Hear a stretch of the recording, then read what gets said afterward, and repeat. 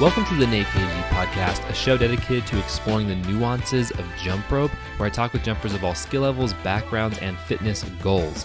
In this episode, I talk with Alysia Mattson at alysia.jumprope on Instagram. Alysia has an interesting and serendipitous history with jumping and has taken the full leap into the jump rope community. She has learned a tremendous amount of skills in a short period of time, accepting that she is now fully obsessed with jump rope. We chat about many things, including Alysia's history with dance and how that has influenced her jumping, how to own your misses when jumping, how to develop consistent training for handstands and jump rope, ambassadorship within the jump rope space, and much more. All of the show notes for this episode can be found over at natekg.com. And without further ado, please enjoy this interview with Alysia Mattson. Alysia, welcome to the show. Hi, Nate. Nice to be on here. Yeah, I'm really pumped to have you on. We're going to have a lot of fun chatting about a lot of different things. I think you might be one of the most smiley jumpers that I see on Instagram, which is... I'm smiling right now and you can't even see it. Honestly, I feel like I can hear it through the audio, so I'm not even surprised.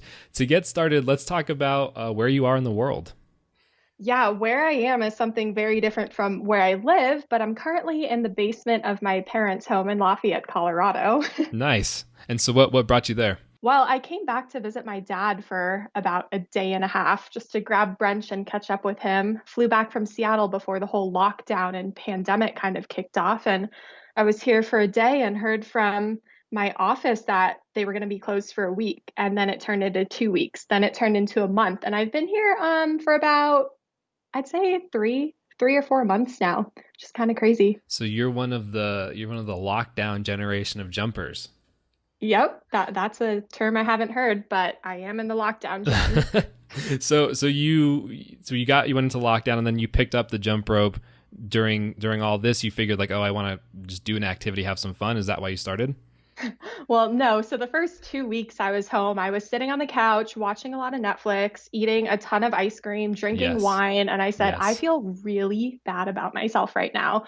And I'm super bad at doing things alone. I'm a pretty social person. And I recharge, I'm an extrovert by doing things with others and socializing. So I set up these virtual fitness sessions with my friends over Zoom, and there would be like 10 of us on a call watching a shared screen YouTube fitness video, whether that was yoga or HIIT. And so we were doing that for about 4 or 5 times a week. And eventually people's schedules got super busy. And I said, I need some sort of activity that I can do by myself, which is where I thought, jump rope. Mm-hmm. And so you just Googled jump rope and found a rope, or how did that go? Well, yeah, kind of. So I went on YouTube and I said jump rope tricks because I really didn't know where to start. And the first video that popped up was actually of Kaylee and Nick. And I had no idea at the time who they were or who anybody was, to be honest. And they had some crazy videos doing backflips and splits and skate parks. And I was like, I need a rope now. And I got up from watching that video, went to Walmart and bought what I thought was a decent $4 rope.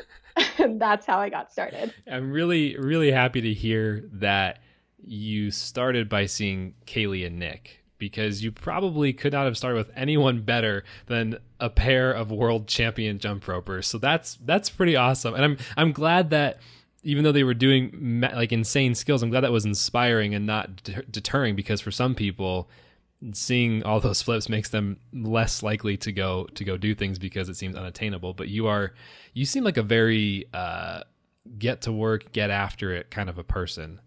And it seems like that has translated a lot in your jumping, because you seem to be progressing very quickly. Well, thank you. First of all, I think I've gotten a lot of help from you and some other amazing coaches and inspirations on Instagram, actually. But yeah, seeing Nick and Kaylee's video and seeing what you could do with a jump rope kind of set this goal for me. Not that I'll ever be doing backflips, but seeing what you can get to and knowing that you start with a single basic jump, I realized there were 1,000 infinite different steps between jumping and getting to where they are. And that's what really intrigued me about starting. So What is your history with fitness or other sports? Yeah, that's also really interesting. So, fun fact, never had I ever worked out at a gym prior to college. Um, Interesting. my, yeah, I had no idea what a bench press was until college. Like at I've all? never, no, at all. I'd Wow. never owned weights. It's not something I looked into. I didn't know what triceps were. I didn't do push-ups. So, weird background, but I was in a ballet company from around the age of 8 till 18. And we had rehearsals 5, 6 days a week and classes. And just through dancing, there really was no time or energy for me to get to a gym and learn about other kind of fitnessy things. What was it? You said it was ballet. Yeah, ballet. What was it about that kept you into it for 10 years? That's a long time. Yep. So part of it was I was forced, especially at the beginning when you're starting a new sport or jump roping. Like it's hard. You have to learn the fundamentals. You need to know the basics. And that stuff isn't fun when you can see all this cool footwork and like people doing frogs. And you're like, oh, I just have to learn how to turn out my legs and do plies. Like this is so boring. So what got me into it is one, my parents forced me. And then two, once you get that foundation down, it becomes a lot more enjoyable. And so I did grow to fall in love with it. And if anything, that taught me about grit and persistence and determination and knowing if you get over those initial hurdles, the result is just gonna make you so happy. Yeah, no, it's true. And it's cool because there's like also this meta discussion of skill acquisition, right? Like we are comparing two sports, ballet and jump rope together, but they both follow the same I guess curve of skill acquisition, which is it's a very steep curve at first getting those foundations down, and it's painful and frustrating. But then you get to this point where you now can you're still going up, but you're kind of plateauing a little bit, and you're not struggling to go uphill, right? And now you're at a point where you can actually enjoy what you're doing. That's really interesting that you felt that in both regards. When you picked up jump roping, did you see any similarities between this sport and what you did in ballet? Definitely. And when you bring up that plateau, that's one of the beautiful things about a lot of sports or ballet and jump roping is you are pushing yourself so hard and frustrated to get to a certain point. And once you get there, you can allow yourself to coast and take a break and not pick up any new skills and just really enjoy the ones that you've acquired and use those in your combos and just have fun for a couple weeks and then push yourself with one or 10 more skills and be frustrated and then enjoy. And I love that. It's interesting too because this year I've also picked up learning guitar as just a new thing to test again test skill acquisition. As a coach, I'm always interested in continuing to learn because it helps me remember what it was like for someone who's jump roping, what it was like to learn a singleter for the first time. Because of all the jumping I've done, it can be hard for me to remember sometimes. Like, oh, that's right. Like that can genuinely be very difficult, right?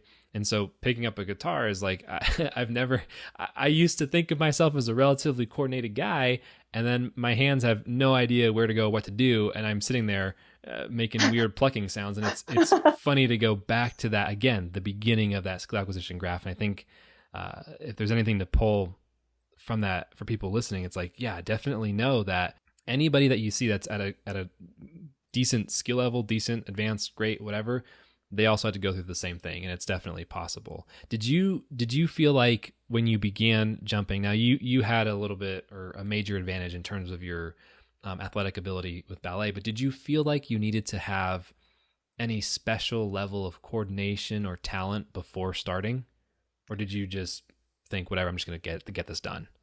I think my dance background really helped me. And just being someone who has been in fitness or dance, I definitely notice people's form and coordination. And it's really hard to move your hands at one tempo and get your feet moving at another. Like That is no joke. And then trying to do it backwards, like it definitely takes coordination. It's something that can be practiced 100%, but I do think dance really helped me with this.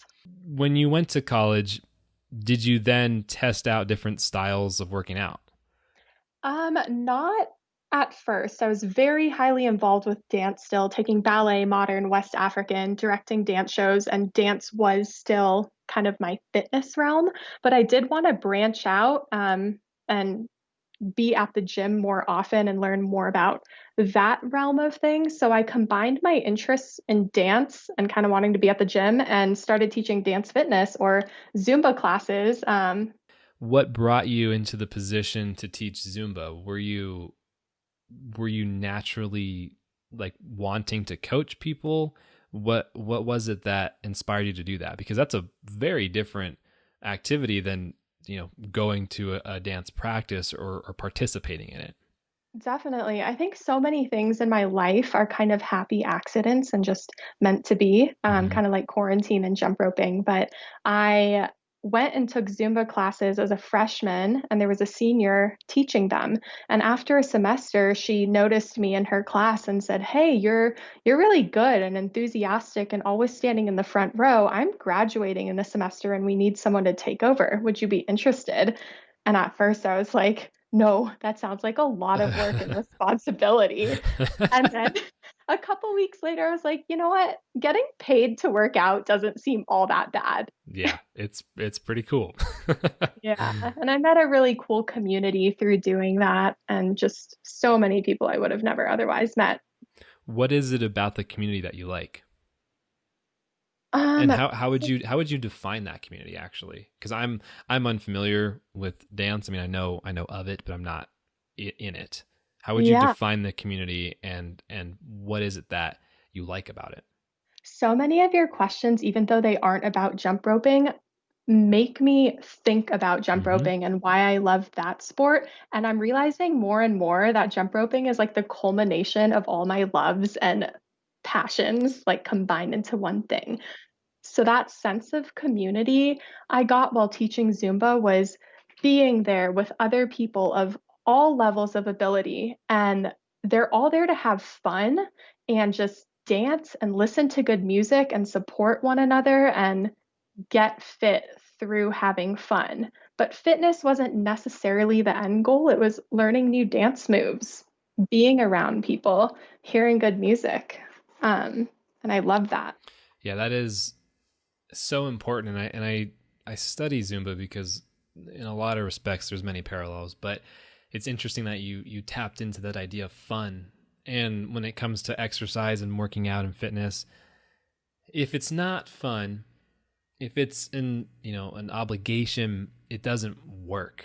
And it's cool to hear that you've seen so many different types of, or different ways you can go about dance or jump rope, or involve this activity to keep it fun and relevant for you.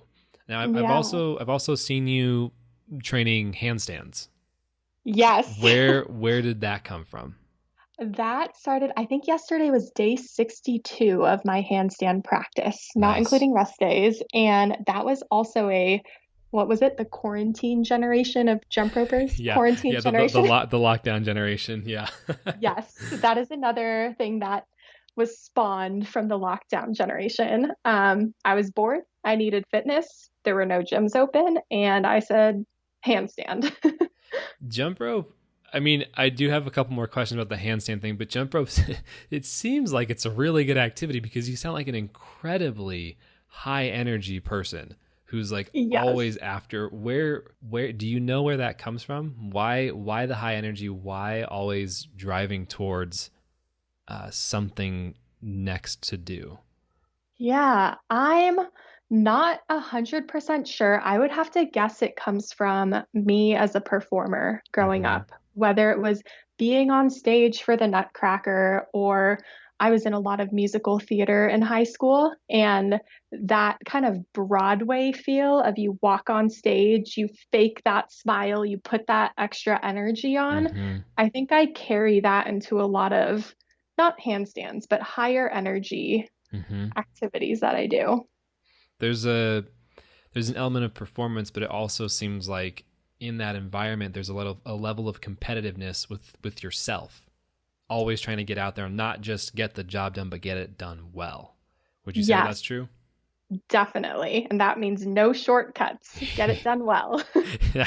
Yeah, that's good, because if you take shortcuts with jump rope, you're going to hit a really thick wall later that you're not going to be able to get through. That is for sure. Shortcuts or not, you're still going to get whipped with the rope. So yes, exactly. With the handstands, 60 days in a row of anything is very consistent. That qualifies technically from a research perspective, the formation of a habit.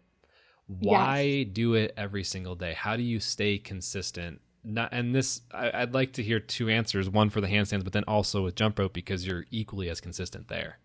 You know what keeps me motivated is accountability and having these things I call accountability partners. And that can be a person who you say, hey, I am setting out on this goal. I want to travel to 5 countries within the state. Or you tell someone, I'm going to eat 10 hot dogs in one sitting. But as soon as you make it known and you tell people about this goal and spread it, you suddenly feel accountable to yourself that you need to do it. And when I'm starting something new like handstands, I didn't know if I would like it, but I knew it's something I wanted to do. So day one, I took a video and I posted it publicly on my Instagram. And I wrote, I am determined to master this. And I just put it out there. And now that I had verbalized it, not only to myself, but so many other people, I felt like I needed to do it and that there were people supporting me every day in my journey. And if I didn't post for 5 days, they'd be saying, how's your handstand progress going? And I realized that other people were invested in my success outside of just myself. And that's what keeps me motivated. That's really interesting, because the thing with, at least from the perspective of adherence to a fitness activity, or really, again, any activity, any habit that you choose to do, it could be fitness or not, but within the realm of handstands and jump rope, you've identified this intrinsic motivation. And though it is innately involving other people, like you said, as an extrovert, you've identified something that motivates you internally, which is other people supporting you.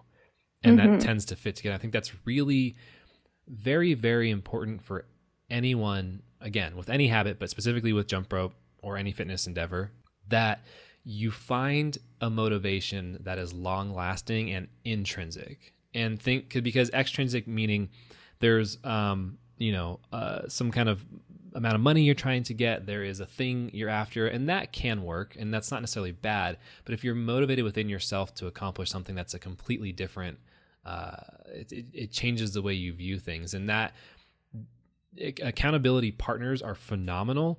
And there's also other ways too for people because some people, like I personally, those don't work for me at all. Like, I will tell someone I'm going to do something, and then for whatever reason, that immediately makes me not do it. Well, what motivates you then? Well, and so that's the thing is, like, so for me, it's got to be something that I see value in for myself. So for example, when it comes to working out consistently, I fall off the bandwagon all the time because it stops being important. But if I set a goal like, well, I wonder what happens within a 4-week time frame if I train speed this way for 4 weeks, will my blood lactate level drop by this amount in recovery, or something? Like, I'm admittedly a little bit nerdy in the side of measuring things. So like, I'll measure my heart rate and my blood lactate every single workout, and that'll keep me going because it's internally something that I'm like, oh, this is worthwhile and I want the answer to this. That's fascinating. Yeah. So it comes down to, really, I think everyone has a different method, but it's great to hear, like, for you, that accountability partner is huge. And I think for a lot of people, it's massive. Yes, I would say the accountability partners is about 60 or 70% of my motivation. It's the biggest portion. But for me, I also need to see an end goal, not necessarily attainable, but the end goal of, say, that video I saw of Kaylee and Nick doing backflips in the skate park. But I write down on a piece of paper kind of these goals, like the stepping stones or the fence posts along the way that are attainable, whether it's, okay, I want to jump over my rope 10 times without tripping. And then the next day it's going to be 20. And then the next week I want to do the toad. But just having these It's a big benchmarks. jump. Hey, I've had a couple weeks in between there. I'm just saying, week 1 and week 2, 10 jumps, 20 jumps, and then we're going to a toad. That is a really, really big jump. I mean, that's great. You've clearly done it, but like, I'm an aggressive person. that works if you can accomplish those goals. That's awesome. Where does that come from though? That idea of writing things down and tracking and setting a clear, you could call it a SMART goal, specific, measurable, attainable, realistic, and timely. I think you've done that innately. Where does that come from? Is that something that you consciously implemented, or have you just naturally started doing that? I think it's been a pretty conscious decision. I like accomplishing things and I like checking off the boxes to see my Mm-hmm. progress. So whether it's at work, I want to say, hey, I've completed 6 projects in this last week, as opposed to Mm-hmm. looking back and being like, what have I done? So being able Yeah. to check off the boxes saying, I held a handstand for 5 seconds. I did 10 handstand push-ups. Now I'm holding a handstand for 15 seconds. Mm-hmm. That makes me feel good, Mm-hmm. and seeing that there are future goals, but I've completed some already. And I think that's really important for everyone to implement in some fashion, because if you don't know, it's so common, even with myself in jump rope and many other respects, like the things that you get done, if they're not tracked, you can forget they happened. And that can happen in terms of, let's say you got those 10 jumps, you got those 20 jumps, you got that toad.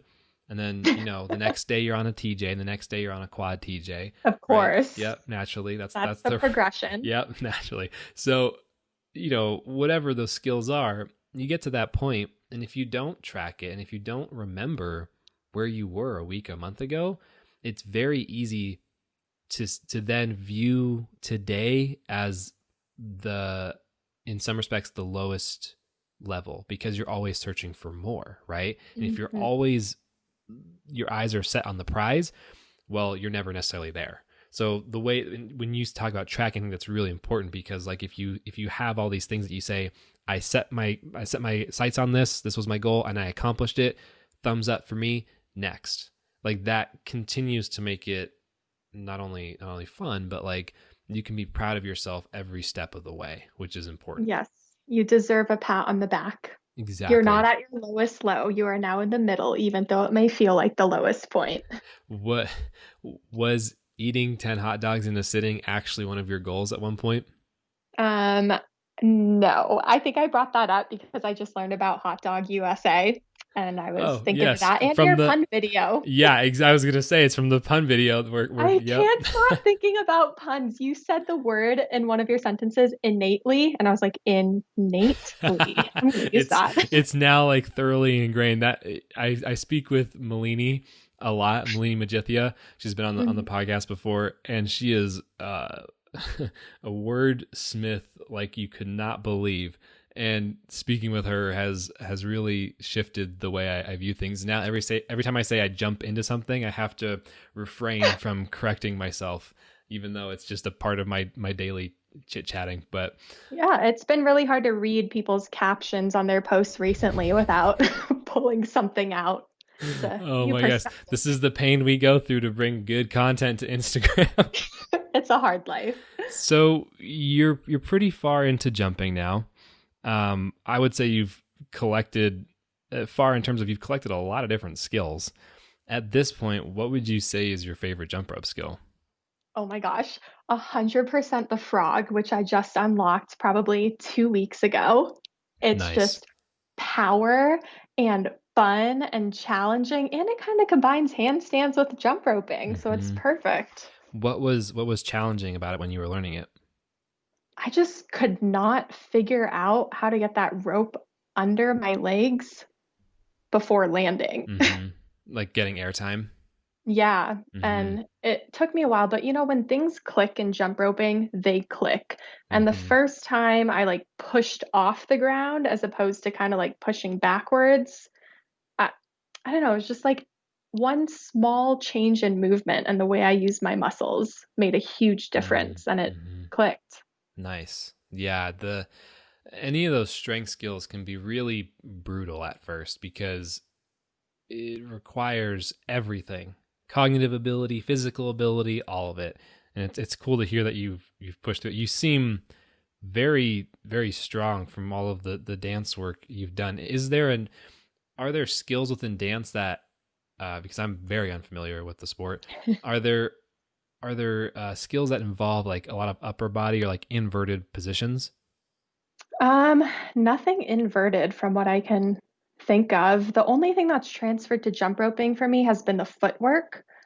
Just being able to do high knees or make things up with my feet while jumping rope, I think has come from ballet. That makes sense. So what are your goals now with fitness? And I kind of want to split this question up because I'm curious what they were before quarantine and what they are now. Yeah, that's interesting. Well, for me, fitness has always been about having fun. That's been number one on my list. So I don't work out at a gym by myself because I don't find that fun. I want to be in a group fitness class. I want to be hopping around to different yoga studios and meeting new people. And I want to be a part of something bigger than just the fitness itself. So while I do have goals of becoming more flexible, being stronger, picking up new skills in jump roping, doing a press handstand, it's more important to me that I continue to support and feel supported within the community and just continue growing that. Like, I love being a part of something bigger than just the activity itself. That wasn't like when I first picked up my jump rope at the beginning of quarantine, it was more because I needed an individual sport for fitness purposes. And I genuinely don't think I would have stuck with it had I not accidentally fallen into this community because I'm very, I guess I jump around a lot with activities and I like to try new things, but having these accountability partners in the community has really helped me. That's interesting. So despite being fun, if it wasn't surrounded by people, it likely wouldn't maintain interest long term. Yeah, it wouldn't have been as fun for me.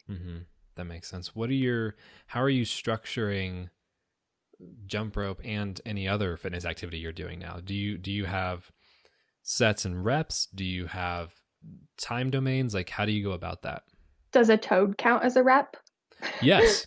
Okay. Yeah, I mean, yeah. And so like, I'm curious when it comes to freestyle skills, do you approach it? I guess the question is really, how do you approach your sessions? Do you give yourself a half an hour to do whatever? Are you trying to do X amount of, certain skills? Like, how do you approach that?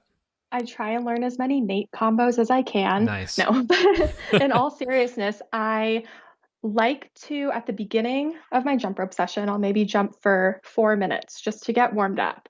I'll pull out my phone and look up a tutorial that I've saved, either by you or Chris or someone else, and I'll try and learn a couple of the moves within those combos. And once I feel comfortable enough with that, I will add that into a combo that I make up with all moves that I already know. So a combo I'm comfortable with that throws in 3, 4, 5 extra moves, depending on what they are. And then I'll just practice that combo over and over and over and over again until it's in my body.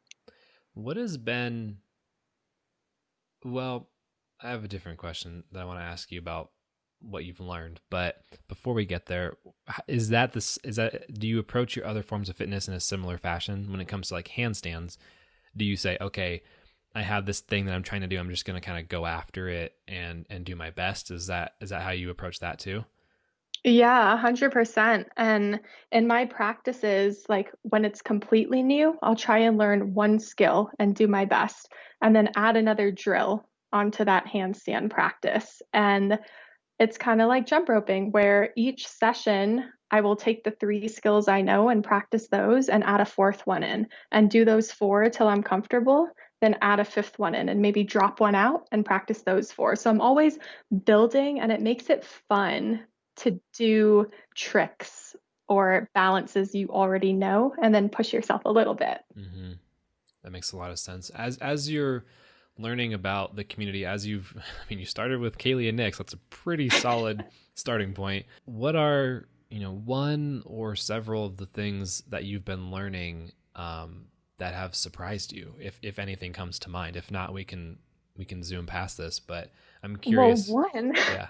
Yeah, no, that's a great question. I've learned so many things and just been surprised by a ton of things within jump roping. I didn't know more than three ropes existed in the world. I Mm-hmm. thought it was speed rope, PVC, and beaded. Mm-hmm. But I've learned a lot. And one thing that surprises me is everyone's jump rope style is so different. You could have all been jumping for 1 week or 1 month or 5 years, but everyone just brings their own unique flair to the table. And I just thought jump roping was one thing, just like jumping over a rope and Mm-hmm. maybe doing certain tricks that are all the same. Like in ballet, if Mm-hmm. you do the splits in the air, everyone kind of does the same splits in the air. But just seeing how people put their combos together and bring their own style, and Mm-hmm. we've got the shuffle kings, we've got the switch cross people. Yep. It's amazing. What has brought you? What has been the motivation behind working with different companies and repping and like working with different companies and brands? And if you don't want to chat about this, we can move past it. But I'm curious what your thoughts are on that. Yeah, so I didn't realize ambassadorship within the jump roping community was a thing, but I was reached out to or started chatting with certain brands, and I realized that no two ropes or company philosophy is the same. And this Mm-hmm. is something that you talked to me about as well, which was really intriguing, something else I learned. But for me right now, I just want to try all the ropes. I want to learn about all the companies. I want to learn about all the styles, and being able to rep different brands has been neat because I realize they're not working against each other, or they're not necessarily competitors. They all just target different types of jumpers Mm-hmm. depending on what you want to get out of it.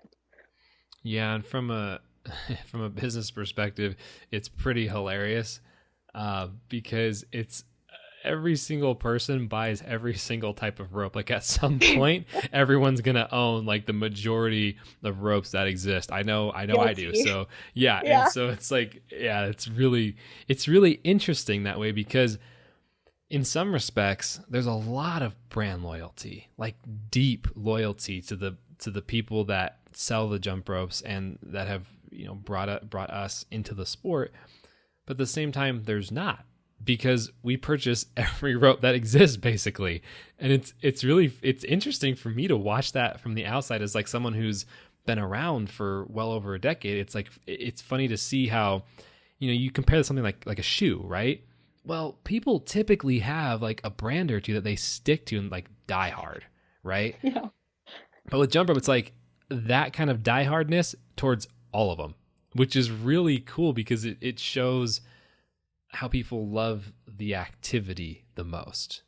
Yes, and the people and the community. Like I can tell you, I bought Jimmy's rope and I'm like, yes, I have a beaded rope. I love this. This is great. I totally support him. Uh-huh. But then I just bought Chris's rope as well. And I'm like, oh my gosh, they're both beaded ropes. They're both great for my practice, but they're two different people and they're two different brands and I love them both. And Yeah, yeah, exactly. And it's like it's funny because while certain ropes definitely lend themselves to certain styles and have advantages depending on the context, like what's more important is that you build up versatility and the ability to use them in whatever way you choose, you yes. know, and you can really do whatever you want with any rope technically. So, Hmm. Well, part of me also representing all these brands, besides for my own learning purpose, because I didn't know all these kinds of ropes existed, it's been interesting getting questions even this morning from someone who said, so is the RX rope better, or would you suggest buy jump ropes? And I mm-hmm. said, that's a great question for someone who doesn't know, because that would have been my question a month ago. But I answered saying, these ropes are two completely different things. Like you're not going to buy an RX rope and do mic releases with them, or do floaters or such. So yeah, You just can, being but able they're not to built for that. definitely, Yeah.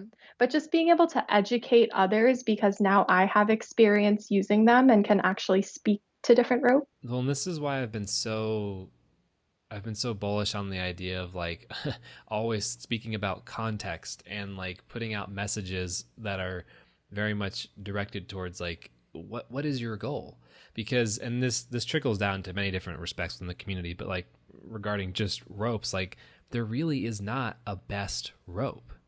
Mm-hmm. There are certain ropes that I personally believe to be more thought out or more like engineered for a specific purpose, or like there's nuances about them that I like better and I think that translate better. But like technically, if you know what's up when it comes to the principles of jump rope movement, you can really do whatever you want, and at that point it becomes primarily preference based, right? This is true. Preference is huge. Yeah, and again, to qualify what I'm talking about, like if you're just beginning, I do believe that there are certain styles of ropes that fit a beginner's context best. But once you have that foundation set, the goal is to then explore and learn as much as possible and set yourself up to like, oh, I can do this and this or whatever I want to do with fitness, you know? Mm-hmm. Definitely. When it comes to your performances, because I want to double back on this for a second, because we chatted briefly, but I want to know more about what types of performances you've done and how do you prep for those performances? Yeah, I have done a lot of dance, like I said, and musical theater, and it all started in elementary school. So you would go in and audition for a musical. One of the favorite ones I did was a spin-off of Peter Pan, and it was called Peter Pandemonium. Oh, nice. Yep. And it was just a bunch of little kids on stage running around being crazy.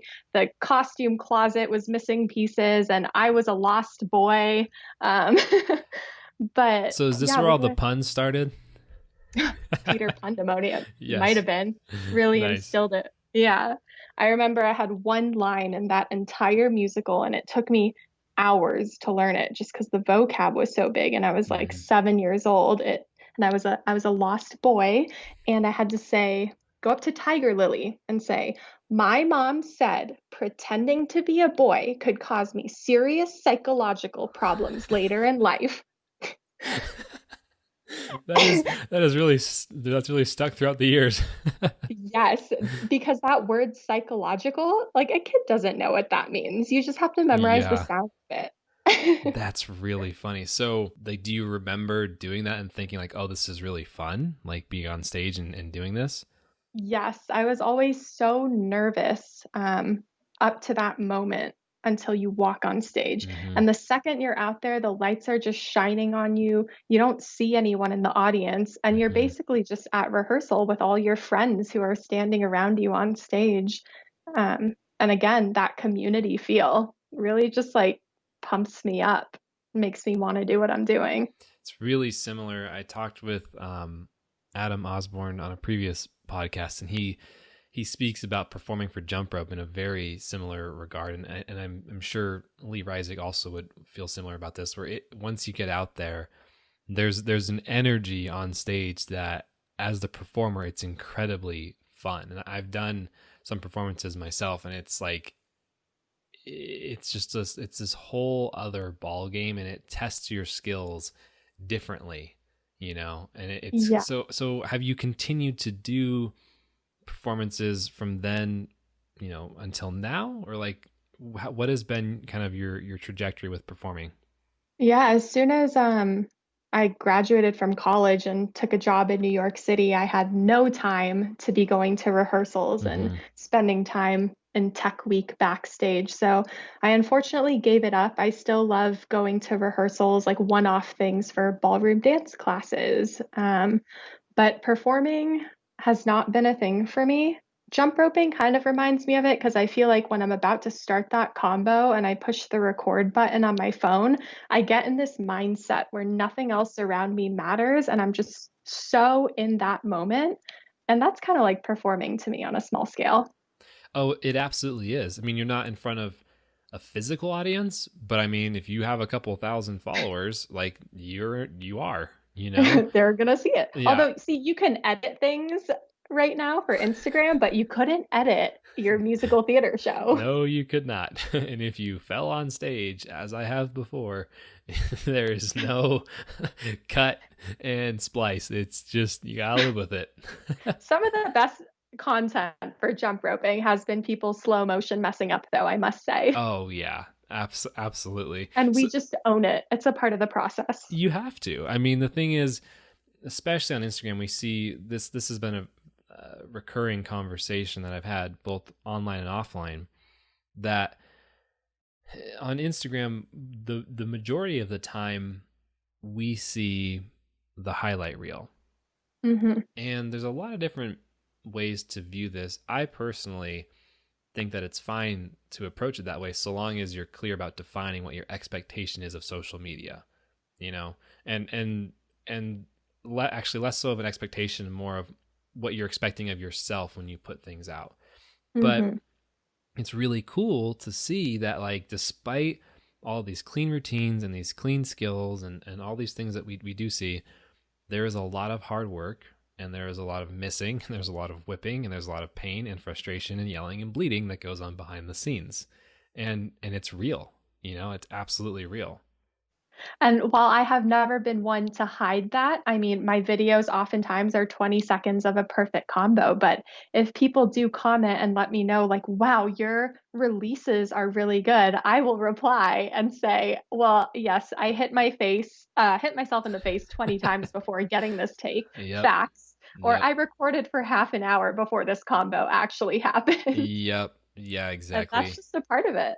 Yeah, it's something that I've tried to do more of in the past, of like including the missing, because you can bet anytime I do something that's moderately to significantly difficult for myself, like there's at least 30 different videos on my phone of me, trying 1 to 5 times in each video, and I try to include that more now. But we also, I think, I'll say I like to do this. I think others would agree that it's fun to show what we accomplished more so than the misses. And I think that there's a lot of value in showing misses, but I do think also, like, the reason why you see all these clean routines, skills, blah, blah, blah, is because that's the most proud we are of the things to put out, Definitely. And when comparing yourself to all these other people who are years ahead of you in Mm-hmm. whatever skill set they have, you do also have to set that expectation for yourself going into it. Like, I want to learn the toad. I know I probably won't get there for a while.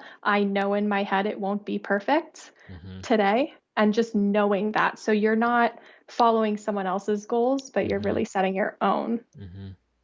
Yeah, there's a fine line between drawing inspiration and comparison, for sure.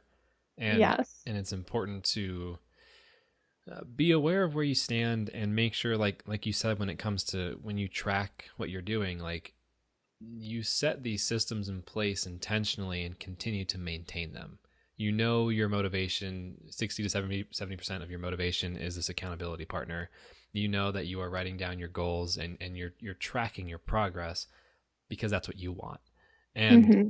I mean, granted, it sounds like you're already a pretty strong go-getter in terms of your focus on what you're doing, but I would imagine that these habits also keep you on track for getting what you want, for achieving your goals, rather than getting caught up in, oh, well, I can't do that thing, or like, I can't do that thing, Yes, I had more of an issue with that when I was in ballet classes, when you're surrounded by 20 other people in class who are of your exact same level. So you really are able to compare yourself with other people right next to you, learning the same things at the same time. And what's so beautiful about what's going on right now in the jump rope community is everyone is complete different levels, and we're all trying to learn a different skill at different times. And it's less about comparing and more about, again, meeting your own goals and supporting one another. Mm-hmm. Yeah, it's really great to see. I my background. I was chatting with someone before we started speaking about a little bit of my history, and it reminded me that, like, somewhere around more than 5 years, probably around 10 years now. Yeah, 9 to 10 years ago, I started posting on YouTube, and that was like my first jump into social media with specifically for jump rope.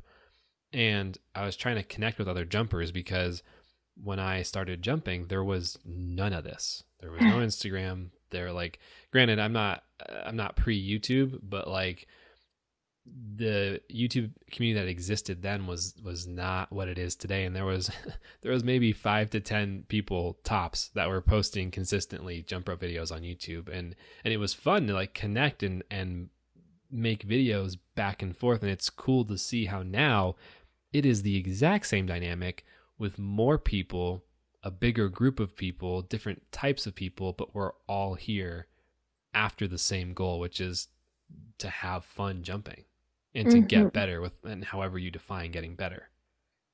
Definitely. It's interesting because you say, well, we're a bigger group of people and YouTube started with 5 or 6 or 10. But I still feel like the jump rope community, even on Instagram, is so small in a way that everyone kind of knows everyone else, more or less. Um, and I didn't find that I've been in a bunch of different communities, starting with the handstand one, but there were just millions of people on it, and it was very hard to connect with anyone. You could follow your inspirations on there, but not really connect with people. But being in this community and watching it grow, like I feel like I hopped on board a rocket ship where it started small and now it is just blowing up. But I do feel like it's still a pretty tight-knit niche of people. It is, and it's interesting. You have to, yeah, you can definitely view it with different frameworks. Considering where jump rope has been historically, it's very large. But when you're talking about different like handstand or like yoga or dance, like those communities are far larger, and it's one of the things that I think we all should be really paying attention to as we continue to grow, because, make no mistake, all it's going to do is keep growing. Like like that is the nature of what this sport is we have people who are 5 years old to 70 years old all jumping and having fun regardless of their ability, right? And when that's the case, it's destined to be a very, very large sport, activity, recreational enjoyment, whatever you want to classify it as. It's going to be large. So something to be very cognizant of as we move forward is, how do we maintain this? What values do we as jump ropers really hold on to, and what do we really care about, and how do we make sure that we're implementing that consistently throughout time? Because it's always really an interesting dynamic, because it is social media, and social media has its own conventions and its own ways of operating. But if we can consistently remind ourselves that like our main goal is to have fun, our main goal is to support each other, and that is so fundamental to what jump rope is, I think that it will be very impressive, I think, to see what type of a community we have in 1 year, 5 years, 10 years, assuming that we really keep these values front of mind and we focus on them. Because in the competitive realm of things, like altruism and being willing to share and grow, and like, even though it is competitive jump rope and people do show up to win a competition because it's a competition, but the vibe is like the second competition's over. I mean, even during competition, people are really friendly, but like the second it's over, all anyone is doing is sharing the new skills that they've learned. And I spoke with Lee about this in one of our podcasts before. Like, he was explaining when he came up with the AS and the CL bombs, which are incredibly difficult skills. But like, he was explaining the scenario where it was after nationals, and he was hanging out with Nick and some other people in a trick circle. So they've just finished, and I've done the same thing myself, where you finished 5 or 6 days of brutal 6 hours a day jumping. Like that's and it's the highest level of jumping you can do. It's not let's show up and hang. It's like 1 hour burns me out. I don't know how you're doing 6. Right. And so like you do that 6 hours a day, 4, 5, 6. I don't know how many days it is now, depending on the competition. But like for me, it was 4 or 5 days of like consistent jumping. And at the end of that, you're literally broken and hurting, and everyone gets together and is like, oh, well, I was learning this thing, and someone's like, oh, that's pretty cool, but what if you combine it with this thing? But what if we do this also? And like, and this idea of always sharing and growing together is so fundamental. And it's something that as we do progress into the larger community status, like you're speaking about with like handstands and stuff, it'll be really interesting to see how that plays out when we keep these values at the core of who we are. You are one of those people who really stands by that with the whole flow of information and sharing resources. Like your page, your Instagram profile is so beautiful because every day or even twice a day, you're putting up new skills, new combos, new challenges. And just having so many people learn those same skills or gravitate towards your profile because of the resources that are available is amazing. And I know there's a lot of other sports or yoga pages where you need to pay to subscribe for certain things. And I know that's a model as well, but just giving some base level information and giving people options of things they can learn is just so beautiful. Well, I appreciate that. And I kind of approach it from a perspective. Well, there's two different perspectives. One, when I was on YouTube, I was scouring YouTube every day. Like, did someone post a new video? Like, there's got to be something new. Or like, I'd be rewatching videos from years ago, and I would download them and play them frame by frame. Like, what is this person doing? Because this video is like 240p, and all I'm seeing is like 10 different pixels moving around. Like, well, now you're the one providing all this new content every day. Yeah, and like it's very real to me. Like, it's very real to me when somebody says, like, I appreciate the words you shared, and like when you say that to me, like I don't know exactly, obviously, your position or the next person's position, but I understand the idea of you're into this new thing and you just want the most amount of information as possible. And now that's one perspective. The other perspective is, as a coach, as someone who has a financial interest in this information, I'm very aware of the fact that like these combinations are very useful, but they are also the beginning level of information. Now, to somebody who is brand new to jump rope, it seems like everything.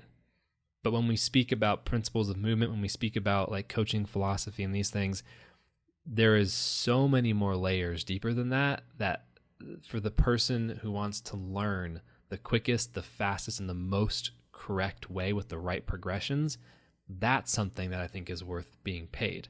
But for the people who are brand new, they're just getting into it, or like they just want to be inspired every day, they know what they're doing, that is why that's out for free, is because that's not, in my mind personally, that is not something that should have a barrier to entry. I'm all about making jump rope have the lowest barrier to entry as possible, Definitely. And people like me really appreciate that. I honestly had no idea how much technique and just logic and things went behind every trick. And one example is I was able to do triple unders, like side cross open or that kind. And I was doing 8 in a row and it was great. And I felt on top of the world. And Chris actually reached out to me and said, "Do you mind if I give you one tip?"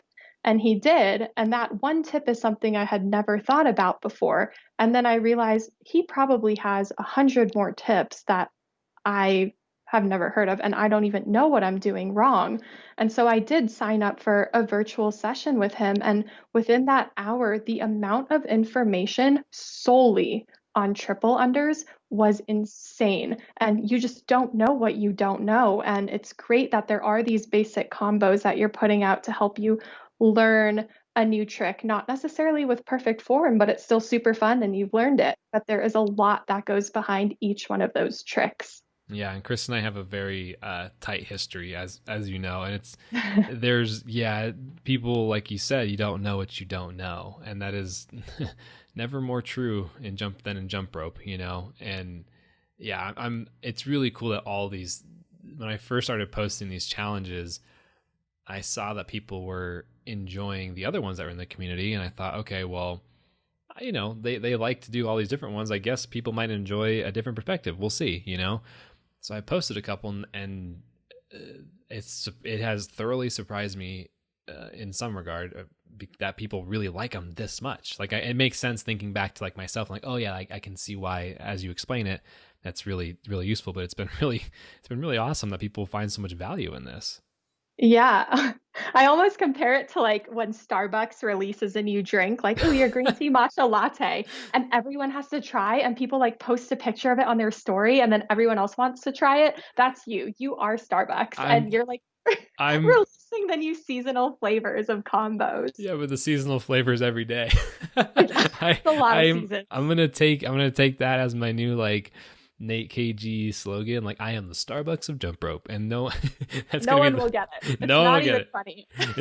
But it's funny for the people who listen to this podcast, so that's all that matters. If you know, you know. So, Well, speaking of things that I didn't know, and mhm, I want to bring this up for anyone listening to it because I had no idea what a widespread thing jump roping was around the world with all mhm, these different crews and international mhm, competitions. So I know I told you my short story of jump roping was I started during quarantine because I was bored, but the long story mhm. is in about third grade, I took an after school jump roping program for about a year and learn maybe like the single bounce and about five basic tricks. Now, it's really interesting because you and Let's Jump LA, who I believe Mhm. is Mike Fry, Mike Fry, had yep. reached out to me completely separately, and this boggled my mind. Mike messaged me asking, "Do you know Mr. C?" randomly, and you messaged me saying, "Did you compete or like you have a competitive style of jump roping?" And I had no idea what that meant. Like, what? Like, yeah, everyone has their own style, but what even is a competitive style? And so I responded to Mike's message and I said, "Mr. C, like Mr. Who?" And he goes, "Mr. Sandali." And I said, "I don't even know Mike Fry, first of all, and he doesn't know me at all." And I said, "Mr. Sandali taught my elementary school PE classes from kindergarten through fifth grade. Like, how do you know him?" And he goes, "He's a jump rope legend." Like, what? And that I what? First of all, Mr. C taught us like yo-yoing, rollerblading, dodgeball. Like he made us run the mile, which I hated. He was a great PE teacher, just an awesome, patient guy. And I was like, I need more to this story. So I asked Mike Fry for Mr. Sandali's cell phone number and actually gave him a call. And within the first couple minutes, he goes, "Alysia, didn't you realize I was absent from your PE classes for about 1 week out of every month or whatever it was?" And I was like, "Well, yeah, but like as a third grader, we got a substitute teacher. I didn't have to pay attention. I could mess Right. around. Like I just assumed you were sick." And he was like, "I was in Australia and Japan. I don't even know where he was, everywhere." He's like, "I started this Skip It's program, which you know way more about, but I just had no idea that it was such an international thing. And there were these competitions and teams being built around the world. And that is just so mind blowing and cool to me. Like, I always saw it as something fun, like a fitness program, but it's a very well established sport." Yeah, it is, and it's funny you mentioned the form because those that have like really been tuned in with jumping for a while will know that there's a when you mentioned that there were different styles, there are a lot of different styles, but there are several different groups of styles as well. And kids pick up jump roping so quickly, and once they do some level of competitive jump roping, that could be as simple as like you're saying, jump, cross, double, whatever, just basic skills. They develop this timing that then translates into an adult. And you can any competitive jump roper or any jump roper who is tuned into that can see immediately who was a competitive jump roper because there's this level of efficiency with timing and with hand placement that is very subtle but also very clear if you're able to see that.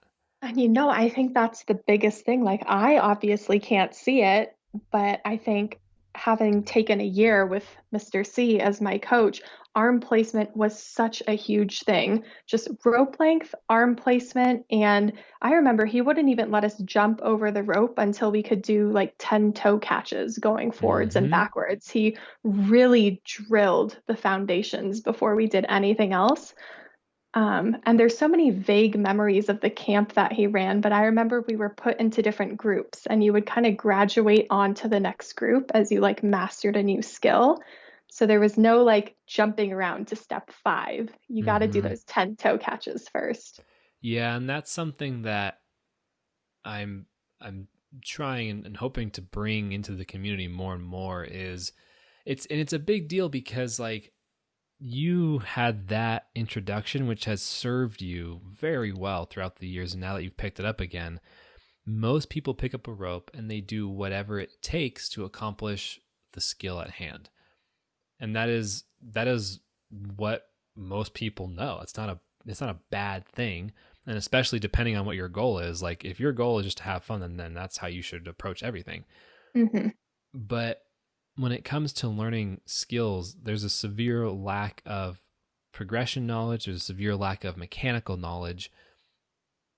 And for those that do want to continue to progress, who do want to learn new skills, who want to understand jump rope more, they begin with a lot of very not destructive, but a lot of habits that make it far more difficult for them to progress forward. And I've spoken to so many jumpers who have said like, oh, where was this knowledge, when I first began? Like, I'm having to redo so many habits. And that's why I'm very focused on it. I know Chris is also very focused on putting out the correct information, because it's not that you have to be disciplined. It's not that you have to do things a certain way, that you have to aspire to be efficient. It's that if you begin with discipline, if you begin with these first principles, you are then free to choose whatever style you want to do next without being bogged down or being blocked by these bad habits. Definitely. And that's the worst part, honestly, of any practice, is just that foundation, because you don't realize how important that is when you don't know what you don't know. And kind of like ballet, you got to get through those plies and the boring stuff in that foundation and learn it right before you start building on the wrong stuff. And the flip side is you can build on the wrong stuff, but then when you get to the high level skills, you're going to be like, oops, why can't I do this? And then someone like Chris or I is going to be like, well, let's look at this basic mechanic. And then and then that person will be like, oh, so I could have learned that a while ago. Yeah. But then on the flip side, if you're not trying to get to that level and you're just there to have fun and like do some crosses, like, you do you. Right. And I know plenty of jumpers who they've told me, they're like, dude, listen, Nate, like, I don't care about being clean. I'm just here to have fun and play around. I'm like, okay, sweet. Then do whatever you gotta do, man. Like, super valid. There's still information that can help in terms of like working forward, but like, that's why it's so important to know what your goal is. Because if you know what your goal is, if you know what you're after, you can then sift through different opinions and philosophies to find the one that matches you the best. Yes. Okay. Hard left turn. I like right turns. Okay, hard right turn. Perfect. Is that because turning right is the right way to go? Right is my dominant side, and I know we need to practice. Okay, we'll turn left so that we can practice my weaker side. Okay, cool. Hard left turn. Yeah, and then we'll go backwards in a second, which may actually happen. So with travel, you travel a bunch. One of the first things that we chatted about in DM was all of the places you've gone. Yes. Why do you travel? Man, I always have to obsess about something, whether it's jump roping, handstands, travel, okay. I've never vied with a statement more than that, because sorry to cut you off, but it's really important, because I've told my friends that know me the most know that I can be very obsessive with things. I used to use the term addicted to things that I like, but addiction is not the right term. So I've switched that to obsessed. But the second I get on something, I go all in. So I understand that. Yeah. I gotta do it. I gotta do it roll good, and I gotta get it done all the way. Like, none of this half beep shit. I mean, that should have been 2 beeps. But yeah, I think a huge part of it, I studied abroad in China, actually, for 6 months in college. Harbin, up north by Russia, for 2 months, and Beijing for 4 months, and traveled everywhere, studied Chinese. And that was my first time away from home without the parents. I had gone on family trips and stuff, and I was like, oh my gosh, when I'm alone, I can just meet so many people, try so many cool things, eat all the food, and just get lost and explore. And it did become an obsession. And I probably go on 3 international trips a year, and they're always for about a week because I don't have that much time off work. So I'll do 5 days on the weekends or tack it onto a 3-day weekend, and I will jam pack everything that I can into that trip. I'm a rallier, goer. Itinerary is set. I don't have to look at a map. Everything is done. And I love going to places that not many other people have been. Hmm. So while Paris is awesome, that doesn't appeal to me. While London's awesome doesn't quite appeal to me. Man, all the jumpers in both of those places are like, come on. I know.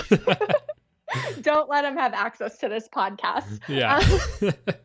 But the one of the last trips I went on, I zoomed into a map because I wanted to go to the Caribbean. And I was like, oh, Aruba, I've heard of that. And I kept zooming in and I was like, oh, there's this island next to Aruba called Krakow. I later learned it was Curacao. I can't read. Nice. Didn't learn that till I got there actually, but I booked a ticket having known absolutely nothing about it, discovered it on a map, and just going there and kind of making my own way, finding my own path was just so amazing because I had never seen photos of it. I had never heard anything about it. And I just like that obsession of just like experiencing new cultures, meeting new people, trying new foods, seeing new things for the first time gives me like this. A new community. Yeah, there you go. Community. Mm-hmm. Now I feel you on the pronunciation. I went to Jiaxing like a couple years ago, and before I went there, I thought it was called Jiaxing, and it was. I've never heard of that place. Does it exist? What's that? Does it exist? Does it exist? It does exist. It's like 2 hours drive from the Shanghai Pudong Airport. Yeah. But yeah, no, I understand what the lack of pronunciation. I was like practicing over and over and over and could not get it right for like the full week beforehand. That's really it's a lose-lose actually, because while we say Curacao, when you're there, it's Curacao. Oh, so no matter what, it's just not right. Yes, and same with your Chinese pronunciation. You're probably still wrong. Oh yeah, no, for sure.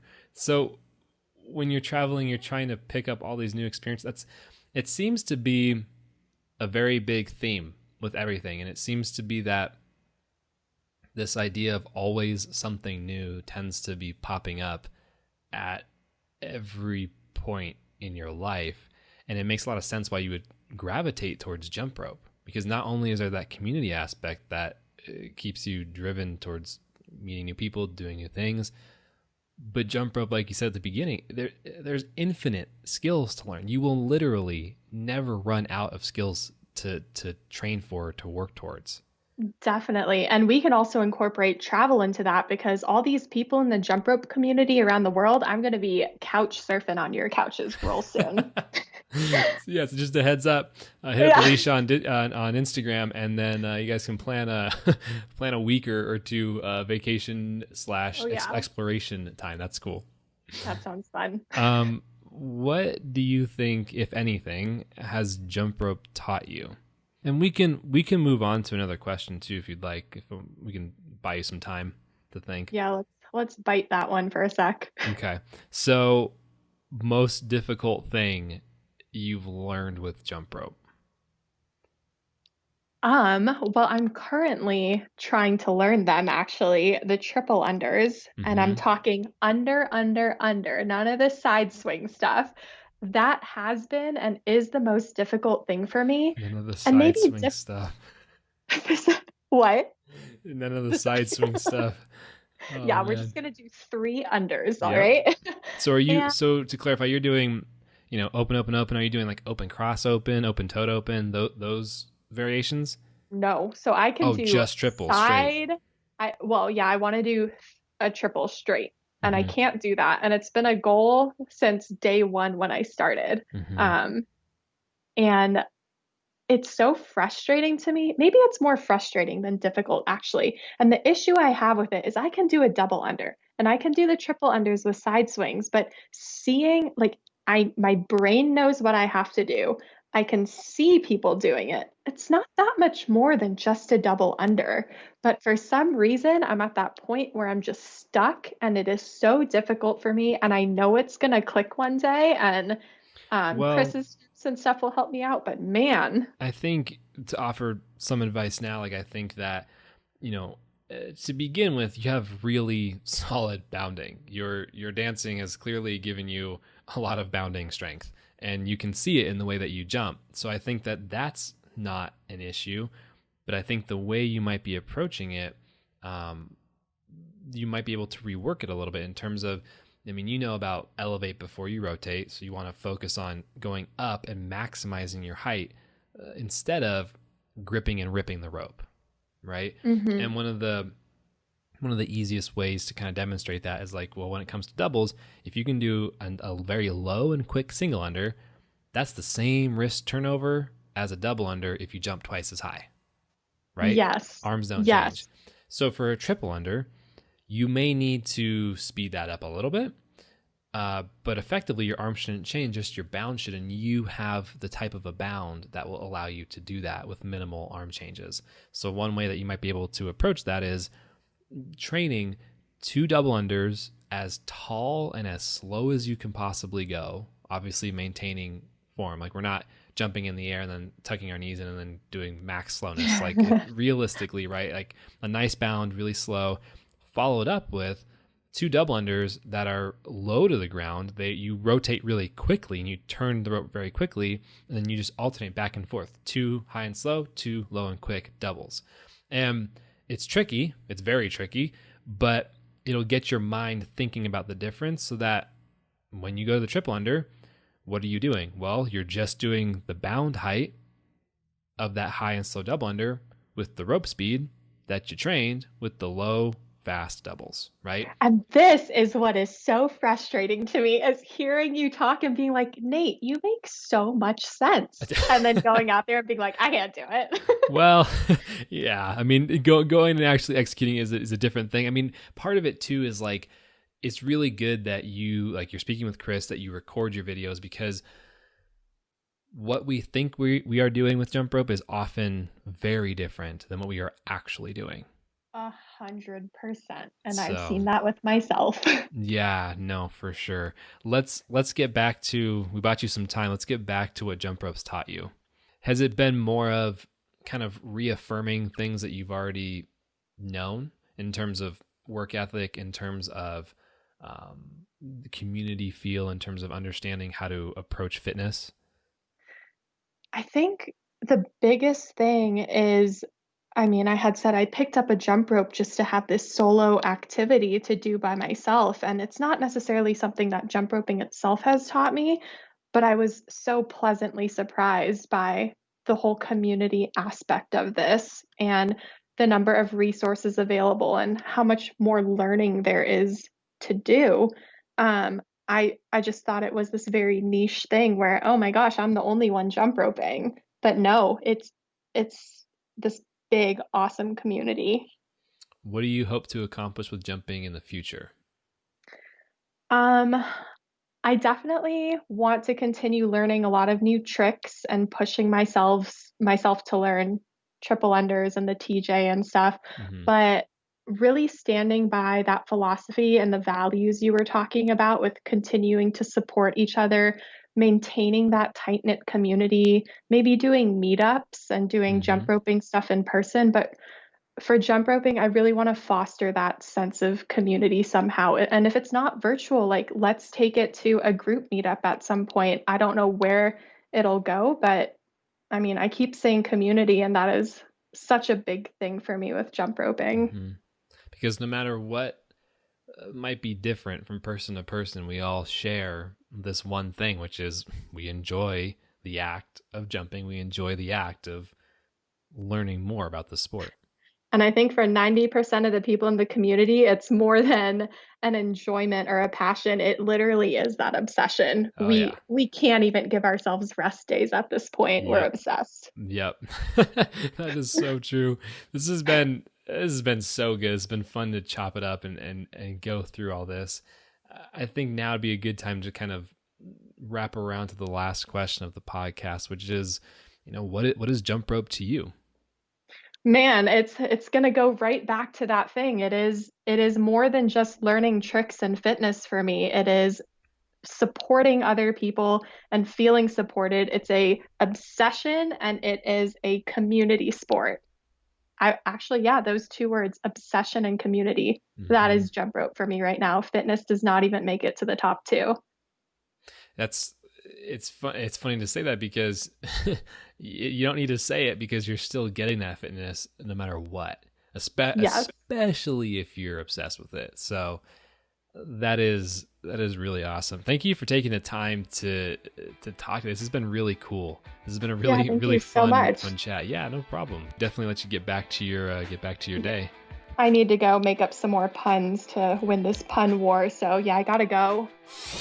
Hey, before you go, I just wanted to say one last thing. One of my main goals for this podcast is to share the stories, of other jumpers and provide a full picture about everything that's possible with the jump rope. The more people that hear this, the better. And it would really help me out if you sent this podcast to somebody you know, whether in real life or digitally on Instagram, Facebook, whatever platform you use. It would mean the world to me. So that's it. I hope you have a great rest of your day, night, lunch, evening, whatever time it is for you right now. See you later.